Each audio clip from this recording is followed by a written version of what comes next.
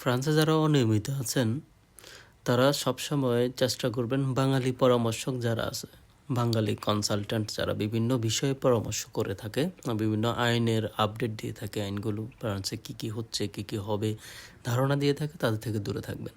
আপনি বাঙালি পরামর্শক বা বাঙালি আইন বিশ্লেষক বিভিন্ন ধরনের পরামর্শ যারা দিয়ে থাকে তাদের থেকে যত দূরে থাকতে পারবেন আপনি তত সেফ এবং আপনি তত নিরাপদে বসবাস করতে পারবেন। কারণ আপনার যখন পেপার নাই, আপনি অনিয়মিত, এখানে আপনি এমনিতে 24 ঘন্টা একটা টেনশনের উপর থাকেন, কোথায় যাবেন কী করবেন, আপনি খুব টেনশন নিয়ে থাকতে হয় যে ঠিক করতে পারেন না কী করতে হবে, আপনার কাজের সমস্যা, বাইরে চলাফেরা করতে সমস্যা। এই সমস্যাগুলোর ভিতরে যখন আপনি বাঙালি পরামর্শকদের উদ্ভট ধারণা, তাদের ভবিষ্যৎ যেই অলিক চিন্তাভাবনাগুলি আপনি যখন মাথায় নিয়ে নেবেন, তখন আপনি একেবারে চলতে পারবেন না। এই ধরনের টেনশনের কারণে অনেকেই অকালে স্ট্রোক করে মারা যাচ্ছে, কিংবা তারা ডিসিশনহীনতায় ভুগতেছে, সিদ্ধান্তহীনতায় ভুগতেছে, কী করবে, কোথায় যাবে, কীভাবে কী করবে। তাদের কথাগুলোই মাথায় যখন ঢোকে তখনই টেনশন আরও হাই হয়ে যায়।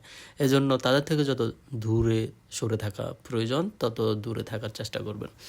হ্যাঁ, তাদের কথাগুলি যদি ভালো লাগে, ভালো কিছু লোক আছে, তাদের কথাগুলি থেকে ভালো জিনিসগুলি আপনি সংগ্রহ করে রাখতে পারেন। যেমন আপনি অনিয়মিত কীভাবে নিয়মিত হওয়া যায়, নিয়মিত হওয়ার যে কলা কৌশলগুলি, এই ধরনের বিষয়গুলি আপনার খুব প্রয়োজন। আপনি তাদের থেকে নিয়ে রাখতে পারেন, সংগ্রহ করতে পারেন। এবং তারা যে পরামর্শগুলি দেয়, যেমন আপনি কোথায় গেলে সমস্যা হতে পারে, কী করলে সমস্যা হতে পারে, ওইগুলি আপনি সংগ্রহ করতে পারেন। কিন্তু তারা যে আইনগুলির ভয় দেখায় যে এটা করতে হবে, এটা করলে হবে না, ওইটা করলে হবে, এটা এভাবে করতে হবে, এই জিনিসগুলোতে দূরে থাকবে। এগুলো তারা আতঙ্ক ছড়ায়, আতঙ্কের কারণে মানুষ দেখা যাচ্ছে বিপদাপন্ন হয়। আসলে ফ্রান্সের যে রুলসের বিপরীতে কিন্তু অনেকগুলো সুন্দর সলিউশনও আছে। তারা আইন তৈরি করে এবং আইনের বিপরীতে সমাধানও তৈরি করে রাখে। আপনি শুধু ওই সমাধানগুলি কী কী সেগুলি জানার চেষ্টা করবেন। শুধুমাত্র ফ্রান্সে অনিয়মিত হলেও আপনি সুন্দরভাবে থাকতে পারবেন যদি না আপনি কোনো ধরনের ক্রাইমের সাথে জড়িত না হন। আপনি এমন কোনো কাজ করবেন না যেটা তাদের সংবিধান বিরোধী, তাদের আইন বিরোধী হয়। আইন বিরোধী কোনো কাজ করলে তারা কিন্তু আপনাকে ছাড় দেবে না। নরমালি আপনি সাধারণ জীবনযাপন করবেন, কাজ করবেন, খাবেন, চলাফেরা করবেন এবং তাদের কালচারের সাথে মিশে থাকার চেষ্টা করবেন, আপনার কোনো প্রবলেম হবে না।